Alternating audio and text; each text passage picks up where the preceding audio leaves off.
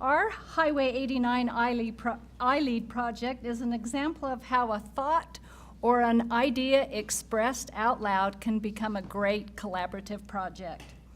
In 2012, at a SEMA conference in Mesa, Arizona, a group of us attended a presentation on Route 66. A group of people were gathering information, photographs, memorabilia, and preserving Route 66. I remember after that presentation was over, as I was standing out in the hallway, Brad Cole from Utah State University said to me, "I wonder if we could do something like that with Highway 89.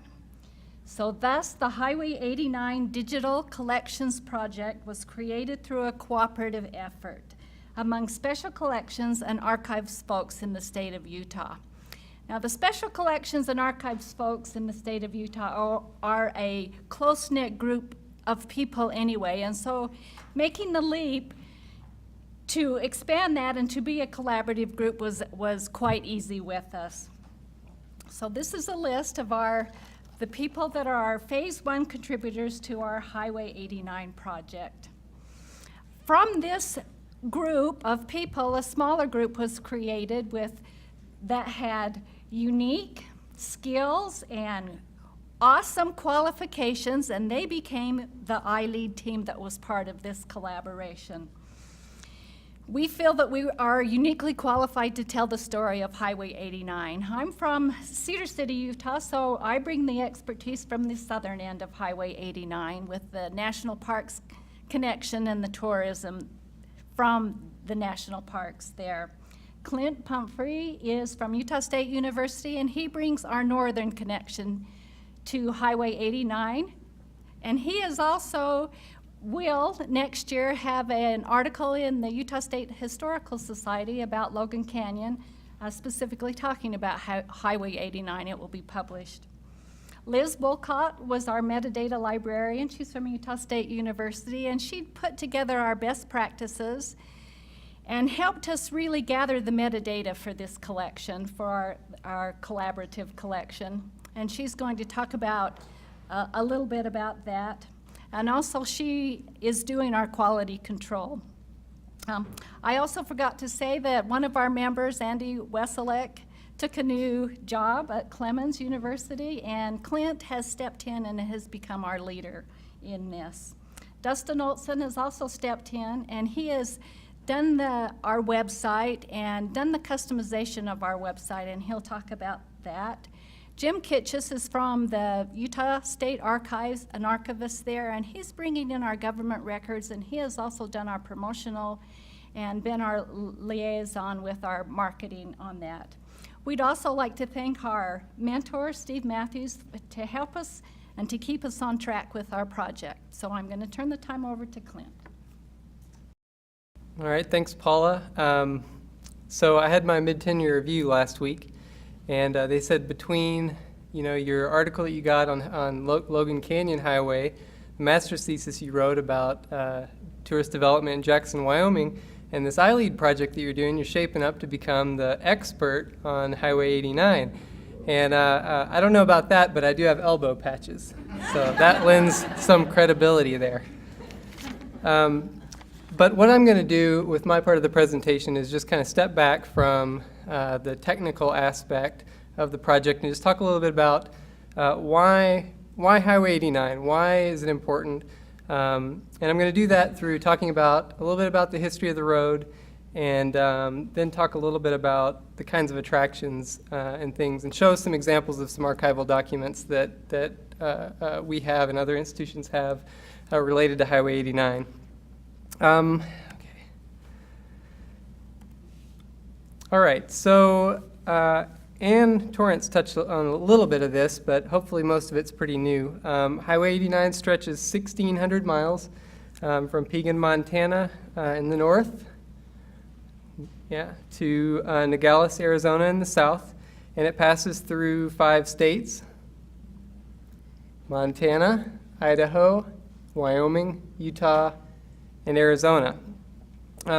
It was designated by the Bureau of Public Roads in 1926, and initially it only stretched from Mexico to Spanish Fork, Utah. It didn't go all the way north to Canada. but it was only extended north into Canada in 1938. Now, interestingly, one of the things that I think people in Utah might find interesting is that initially there was a fight about where the highway would go through northern Utah and Wyoming and Idaho. And so the Utah Highway Department wanted it to go through Ogden and Brigham City and Logan, but the Wyoming Highway Department was really pushing for it to go through Kemmerer and Evanston and up that way. And I think we all know that who won that fight, Utah, right? So it does go through Ogden, Brigham City, and Logan, and the route that goes through Kemmerer and Evanston is actually 189. So that's kind of where that numbering came from. Since that time, there have been a few changes to the route. In 1959, 1960, it was rerouted through Page, Arizona, to facilitate the construction of the Glen Canyon Dam. And the original route is now called Highway 89A. So that's where that came from. I gave a little talk about Highway 89 back in February, and at that time, a part of Highway 89, the current Highway 89, had actually collapsed, and they were rerouting everybody onto the original route, onto Highway 89A. So we came full circle then. And then finally, the last major change was in 1992 when the Federal Highway Administration decommissioned the section south of Flagstaff, and it has since been superseded by I-10, I-17, and I-19. Okay, so why is this important? Why is this worthy of creating a digital collection out of? Let me start answering that question by showing you, talking about something that everyone loves to talk about, literature.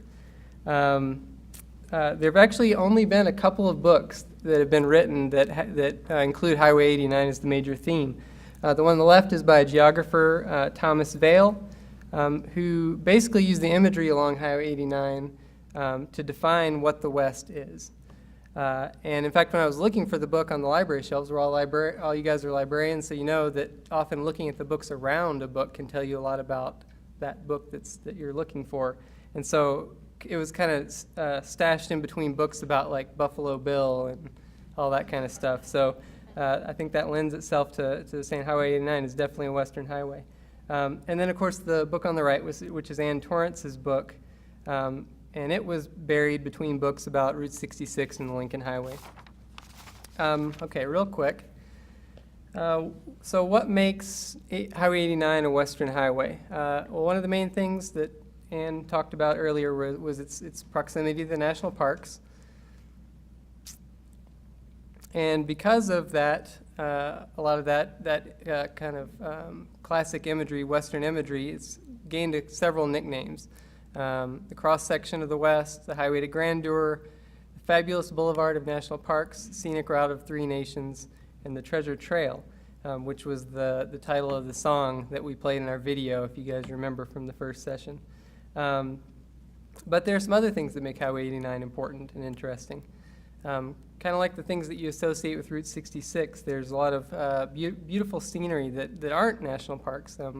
Logan Canyon, there kind of in the middle is one, and other landmarks like the Salt Lake Temple there, and then lots of roadside architecture and signs and billboards. And Dustin and Liz are going to show you some exhibits we created around those themes later.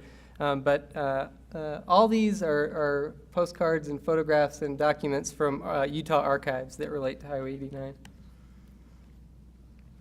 All right, so not surprisingly, this route has been promoted for tourism. The International 89ers Highway Association, founded in 1955. This is their letterhead. They promoted the highway to be the great route of three nations, all the way from Mexico up through Canada. And this is the album that song came off of, this orange album, so that's pretty cool. But I think that what this tells us, what we can learn from the 89ers, is that we want to promote Highway 89 kind of like they did. That we want to promote and help remember the memory of Highway 89 through historic photographs and document collections. And one of the great things about Highway 89 is you can still drive almost all of it. And so, unlike Route 66 where you get on and off the interstate and other highways to try to get on it, you can take a road trip up and down Highway 89. And so we really want people to think about doing that. And so with that, I'm going to turn my time over to Liz and Dustin. Now, he was as far away from the technological side of things as he could be, and I'm going to jump right into that because this is way more interesting, right? So at this point, we knew what we were going to cover. We knew who was involved. We just needed the how. We needed to know, how are we going to promote this? How are we going to put these materials out there for people to see? And at this point in time, of course, this was before I was involved, but we started looking at a number of pieces of software. Of course, we wanted something online, easily accessible and viewable by anyone and everyone who wanted to either learn more, or maybe they were taking a road trip, they wanted to know places to stop, or maybe they're on a road trip and they kind of wanted to follow the site along the way. So I guess we had a number of things we're looking for in a piece of software, and we looked at a few different technologies. Of course, we knew we wanted to stay away from Content DM if we could help it. Anyone who's been involved with that might understand why. We'd also looked at Drupal, and then we looked at Omeka. And a few of the things we were looking for, we needed a robust user interface. We knew we were going to involve multiple institutions. And ideally, we didn't want to do all the work for them. We wanted them to be able to upload their own content and kind of manage that aspect of things. So we knew we wanted map integration. We wanted to show where along 89 these different areas were, where these photographs came from. We wanted an appealing visual interface, something of interest, something not so boring, and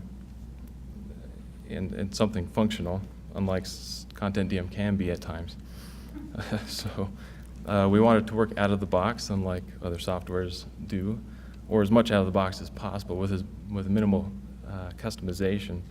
And then, of course, accessibility via mobile devices. So after all was said and done, we looked at the software packages we had. We decided on Omeka because it really fit the criteria here. So I got it installed, got a server set up, got it installed, and that's what default Omeka looks like. Not exactly the visual appealing interface I was looking for. Luckily, Omeka realizes this and had this in mind, and as such, they have a number of different themes. This is their admin interface. Of course, you're all semi-familiar with it from last time, looking through and changing a few things, but I just kind of want to go over how easy it is. And these are a couple default themes. If I wanted to use this season's theme, for example, all I have to say is use that theme. And maybe I want to further configure it to use a different, color scheme or whatnot. And they have 4 different color schemes here. Save changes, and what do you know? We've got a better looking interface already.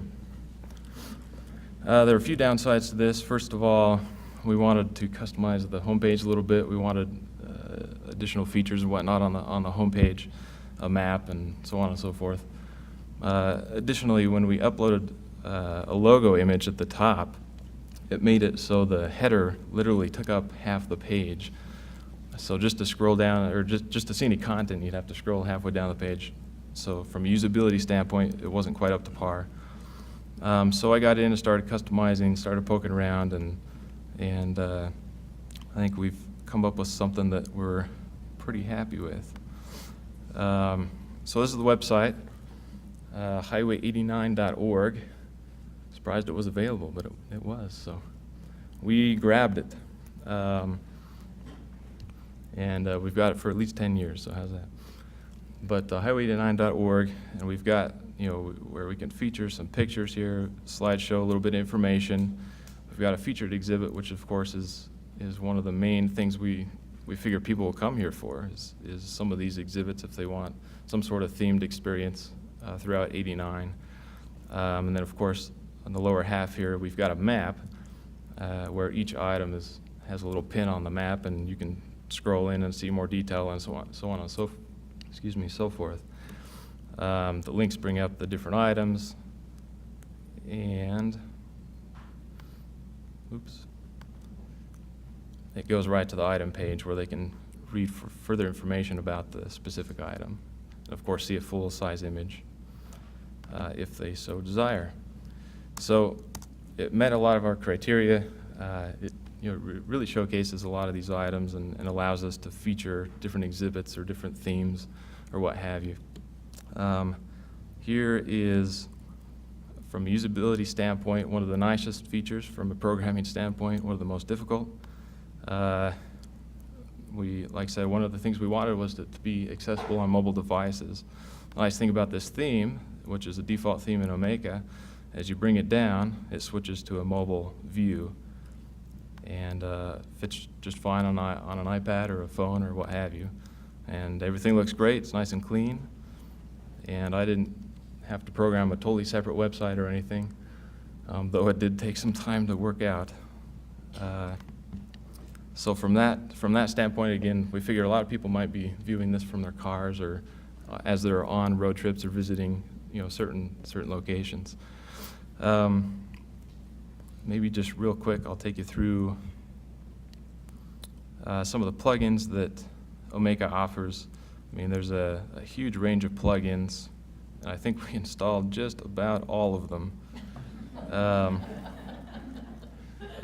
And we're using most of them, actually, and I have plans to use a few more in the future. So it's very user-friendly, and that's one thing I liked about it is, yeah, I've got in and done a few customizations, but right out of the box, I mean, it's got all these plugins, got all this functionality already. And it's nice and easy to use, super easy to install a plugin or install a new theme or what have you.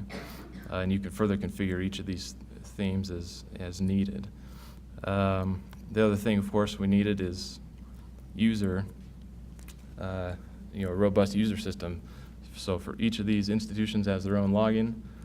They can log in, upload their own content, and like I said, doesn't need to involve us at all. So it's no extra work on our part, and we can involve a large community, a large number of institutions and whatnot, and they can upload content and it can keep growing on its own. So it's great. It's a perfect interface for what we're wanting to accomplish. So other than that, again, we've got our main exhibits page where we do list out our exhibits. If the interwebs will work for me, there we go. So each exhibit, of course, you come in here and you can choose a different theme, whatever direction you want to go. We've got a map page with all the items, and you can scroll through there. We've got a timeline set up such that if you want to go by date, it's a little harder to navigate on a laptop, but it is possible. So you can scroll through and see when of these items were put up, and this is all automated. This is all plug-in. I mean, it took a little bit of work, but really minimal considering the output. So we tell about the project, kind of describe who we are and how we got together. We've got our Phase 1 contributors again on this page, and then a contact page if they need or want to contact us. So we covered everything we want to do. We met all our goals, and Omeka's worked great for us. We haven't had any problems with it. So I've enjoyed working with it, even though getting it to work on mobile devices and change like that was a little bit of a pain. But I think worth it in the end, and I think it's turned out nicely. So I'll let Liz walk you through a few of the other things we've got here and maybe some specific plugins. So thank you. So I'm going to tell you a bit about how we got all of our content into here, because that was a little bit more of a challenge, not compared to like customizing the website. But one thing we had to do was we had 10 partners, like institution partners in the beginning, who were all interested in uploading content, and they all came from a variety of different levels of resources and ability to upload things. So at first we had bandied about the idea of doing a website which just links out to content. So we'd have our nicest stuff up in kind of a little bit of an exhibit and then link to everybody's database. But we thought, users want one-stop shopping. They don't want to go at other places. They don't know what's in other people's databases. They're not going to make that leap. So, and then we also had the problem that some of our smallest institutions that wanted to contribute did not have a web presence or a content management system to begin with. And that in the long term, this would also be a problem as we started to reach out and pull in more institutions. And so we wanted something that could be used for everybody.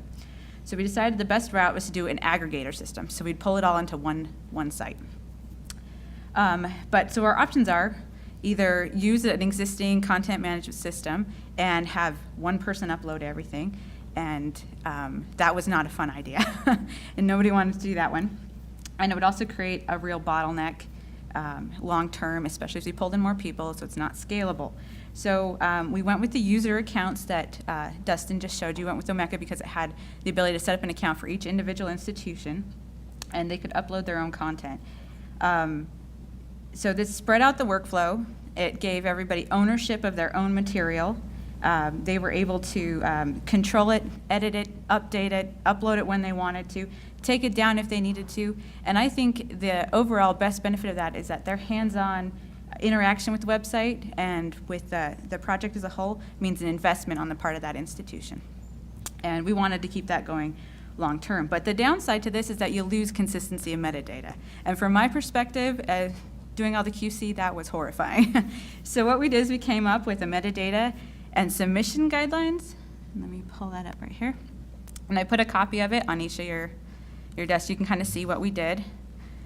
So this one, it kind of just describes the project and who was involved in the beginning. And we do have it licensed Creative Commons for you. And then what it focuses on is just the tools you needed, the workflows, and then our metadata standards for it.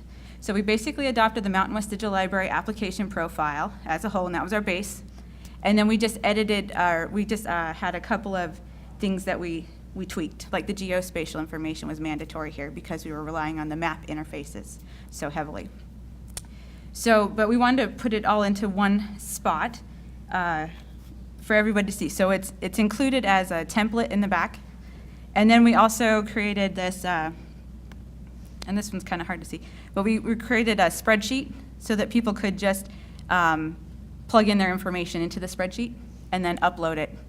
And everything's there, the mapping, the description, everything. And then we shared these documents via Dropbox for everybody, so everybody has access to it. And whenever we update it, it's right there for everybody.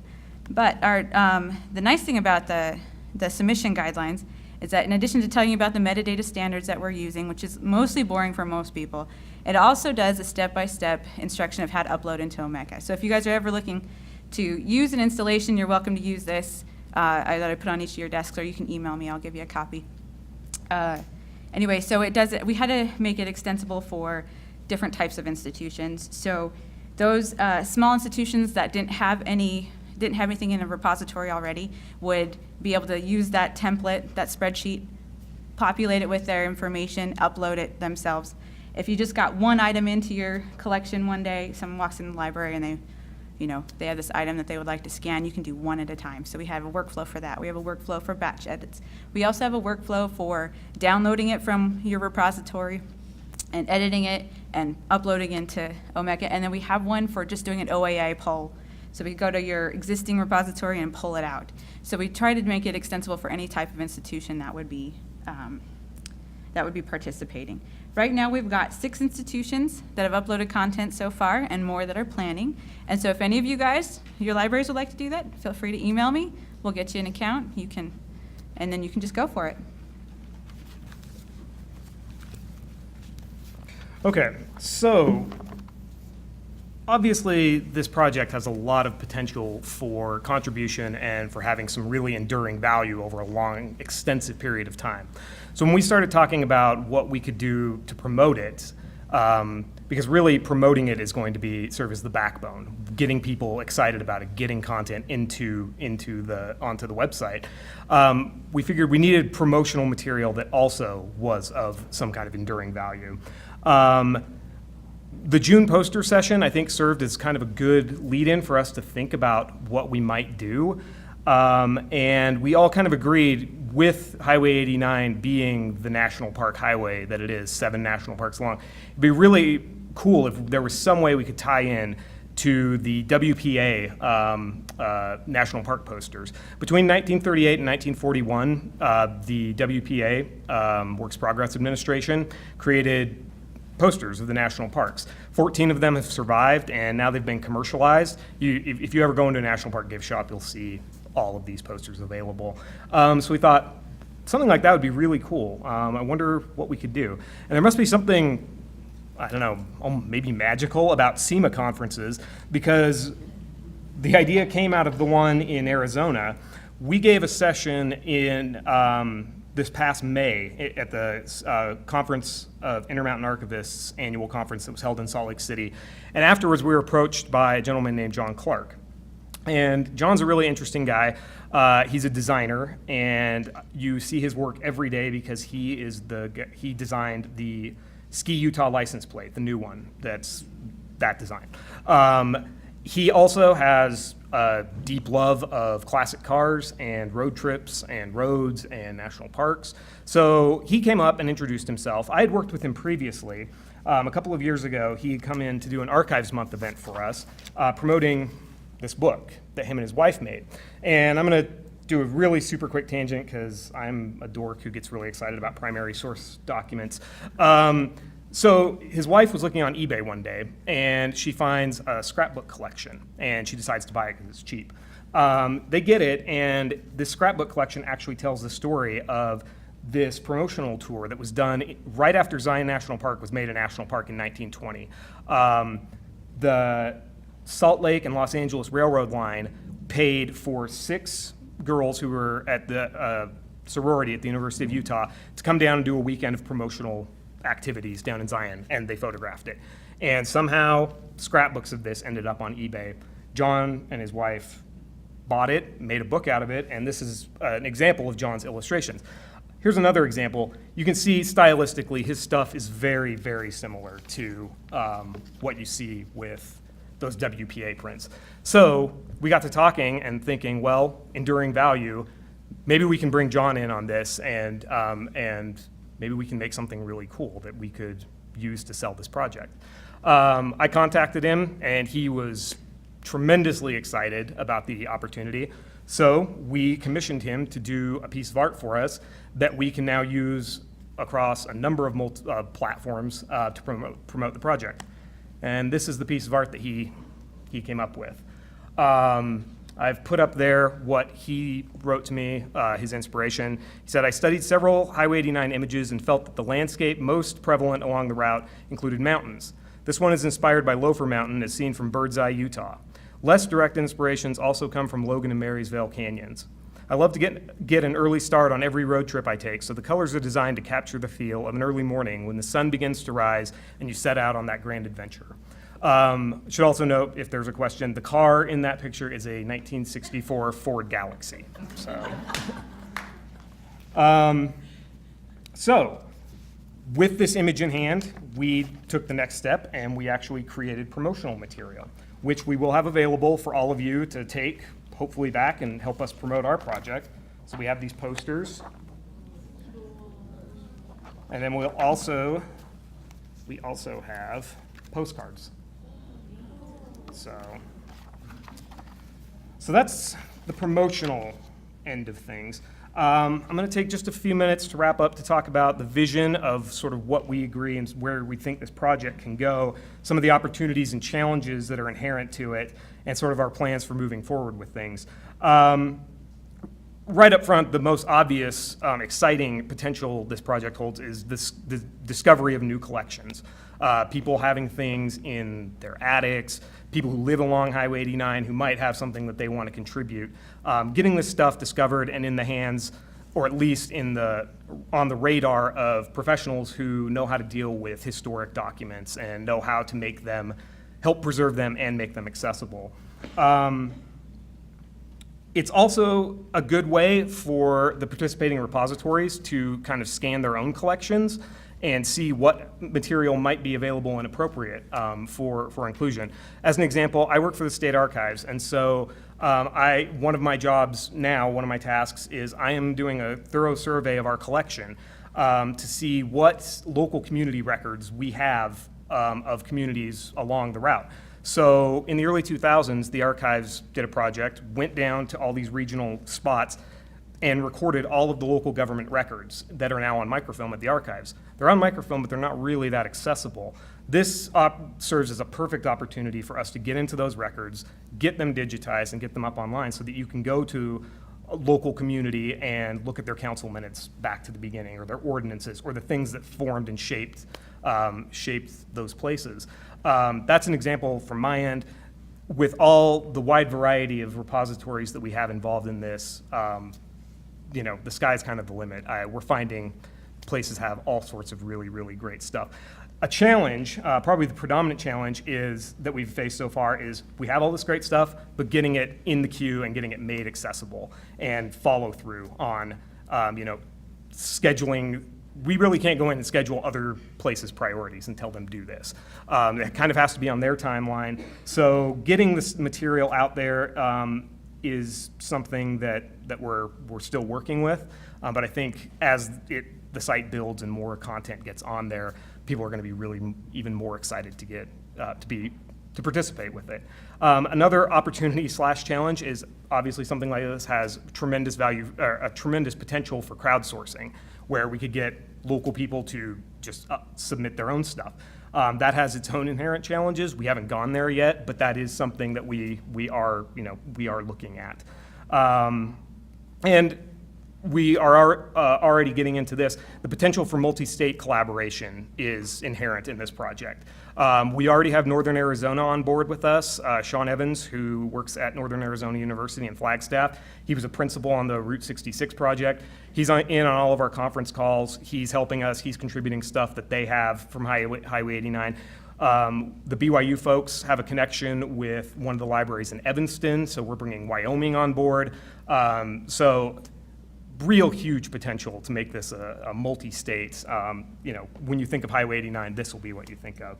So that's kind of our plan moving forward, getting the promotional material out there, targeting some of the iconic spots along Highway 89, some of the iconic businesses, maybe thinking how we can get into them and get them helping us with promotion, and just continuing to grow the website from there, because it really has the potential to appeal to both academic researchers who want to get into primary source documents and people who are just interested in the history of Highway 89 on the road. So that's what I've got. So I guess we have time for questions now.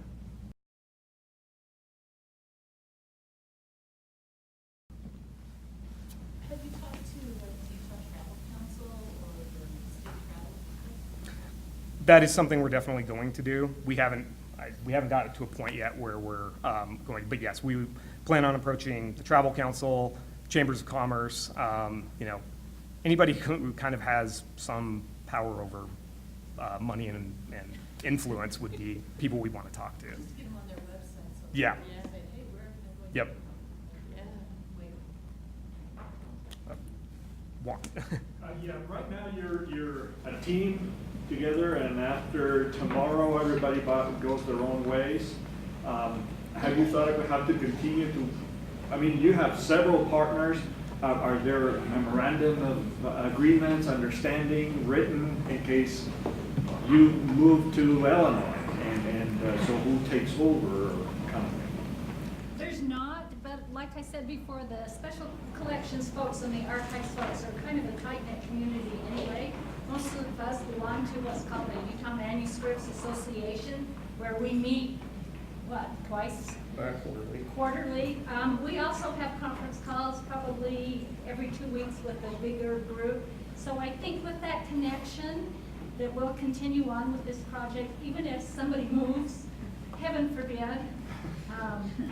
I think that it will continue on. I think the fact that we have buy-in from our administrators makes it huge. Like if I leave the archive, somebody is going to step in and pick up my place. And let's be honest, I'm just an IT guy. You mentioned you met John Clark at the SEMA conference. What in the world was he doing there? He heard about our session.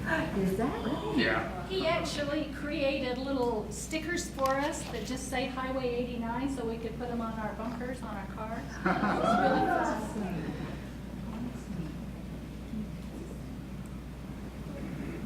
A suggestion, why don't you hold a prize contest for the best Highway 89 road trip stories? Good, that would be great. Stories would be good. Yesterday, we heard it from Mountain West Digital and that idea of pioneers and the attic. It seems to me that Highway 89 could be another kind of way of eliciting some of the locals to provide content. But that's a whole other ball of wax and challenge probably. Yeah, and we don't just want, people's stories and their photographs from their own road trips are great, but we also want to get collections, like archival collections out of this if we can. As we start making connections with businesses along the route, and then, after we build that relationship with them, saying, hey, we can provide a safe long-term solution for your historic materials, what do you think about that? And then that could lead to actually building our collections. As a follow-on to all of that, the Highway 89 server resides in Cheryl's department. So I don't think there's going to be a problem with this perpetuating. And some of these folks work for Cheryl, and with all the buy-in from all the partners, a very impressive list of folks, it'll never go away. Are you guys going to integrate the artwork onto your website, or is that just something special? Yeah, that's something that I've definitely thought of. We had the site pretty well designed and put together before we got the artwork. I mean, we knew the artwork was coming, but that's something I definitely would want to work in there.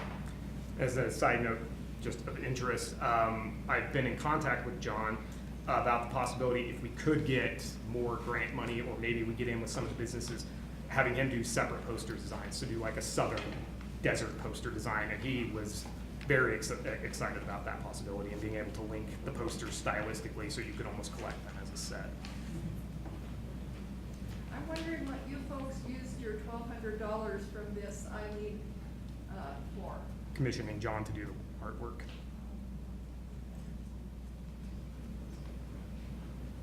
So who paid for who's paying for you're using a Mac, but you're using their server, so you're not gonna pay for it, right? Oh, perfect. Yeah, it was Very kind. Yeah. The kindness of others. Luckily, we had a server, so it worked out well. Pass out postcards to questions? you?